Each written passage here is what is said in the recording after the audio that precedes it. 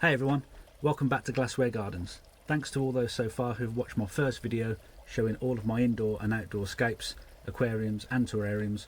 Today I wanted to take some time to go over my outdoor above ground pond and show you some of the details behind my planted filter box. Thanks for watching. Don't forget to like and subscribe. Let's jump straight in.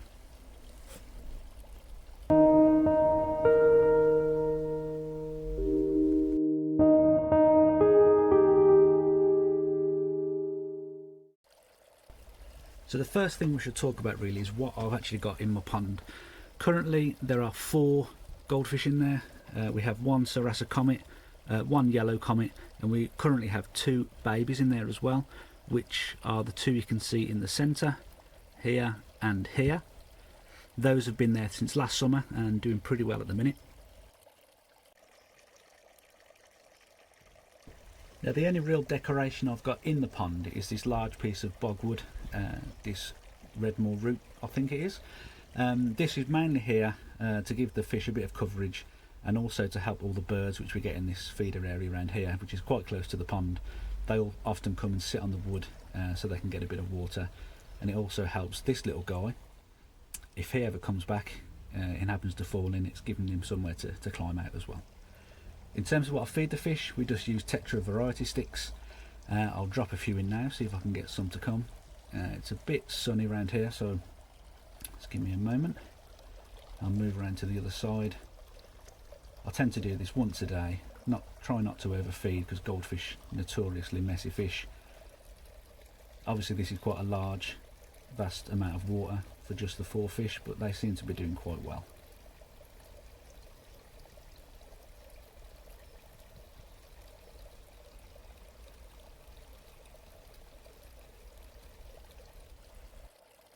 Now for filtration, I actually use a hose lock combi filter and pump, which is what you can see on screen. That sits at the back of the pond. I replaced the fountain feature with some UPVC pipe which goes directly into the filter box, and at the moment that is filled with foam pads to act as mechanical filtration and allows the water to get cleaned and filter back out through into the pond. Now the main feature of this filter box is that I've actually cut square holes into the lid, which allows me to plant standard pots you get most aquarium plants in from garden centres straight into the lid, so they can actually touch the water with their roots. Now this one here I've had to trim back because it died off over the winter, but with the way it's designed they can easily be swapped out with other plants come the summer and springtime. The secondary benefit, other than it looking nice, is the planted filter box actually uses excess nutrients out of the water to help prevent algae issues and green water. When drilling the holes in the filter box to allow the water to return to the pond, I wanted to make sure they were high enough, so I got a lot of water agitation on the surface. Now the benefit of this is it improves oxygenation of the water, not necessarily by the bubbles it creates, but by increasing the surface movement of the water. There's a greater surface area for oxygen exchange to take place. I've also drilled a hole through the side of the pond, and using a bulkhead and some UPVC created an overflow system to stop excess water spilling out over the top. And what I'd like to do today is just to add a bit more greenery. I'm going to go and collect some moss and add it to this wood to make it look a bit more natural, bring a bit more colour. I'm actually quite lucky by where I live. We live a few minutes walk from a lovely stream which runs all the way into town, and as you can see from this wall I can easily grab some moss to use for my terrariums. We seem to have this moss, which I think is cushion moss, which tends to grow everywhere, and also this spiky moss. I don't think it's Christmas tree moss, but it does have that kind of effect. So I'm going to grab some while I'm here and then head back and add it to the wood.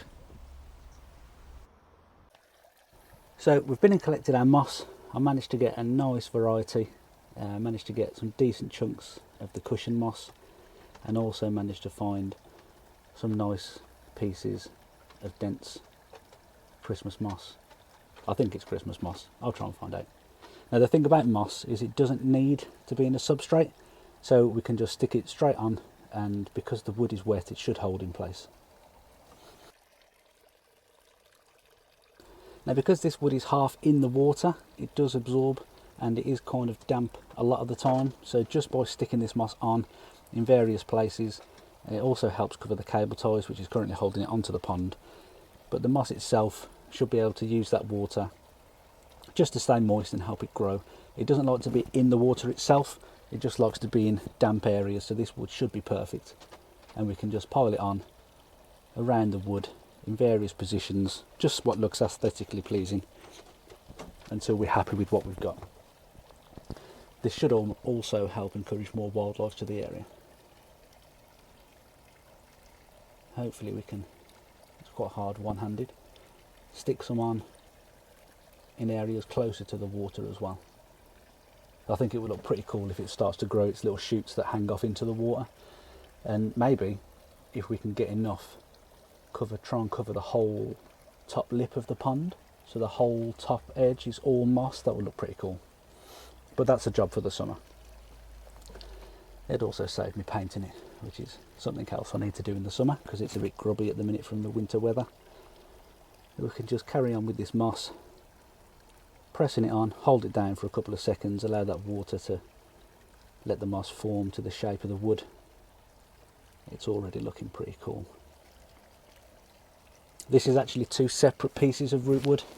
They were originally from my discus tank, but the issue I had with this wood is it kept growing the fungus on it, and eventually I just got bored of taking it out, cleaning it, putting it back in, so I took it out, left it on my shed roof for about 6 months, and I think that drying it right out in the sunlight has just helped get rid of all that fungus, so I decided to put it on the pond just for a bit of an extra feature. And now we should be able to see the finished result. So I've just moved a few pieces around that didn't look quite right, but now I think we've got a nice effect on the wood. It looks a lot more natural, and once this moss sets in and starts to grow along the branches, I think it's going to look fantastic. So that about wraps up this video. I think what we've done looks really good, really enhances the look of the pond, but there's definitely 2 more jobs I need to do when the springtime breaks. The whole pond needs a new coat of paint, and I do need to remake the lid for the planted filter box. So when I do the video, I'll be sure to take you guys along. Thank you very much for watching again. If you haven't already, please subscribe. If you've enjoyed today's video, hit that notification bell, and you can also find us on Instagram. Thanks for watching Glassware Gardens. We'll catch you next time.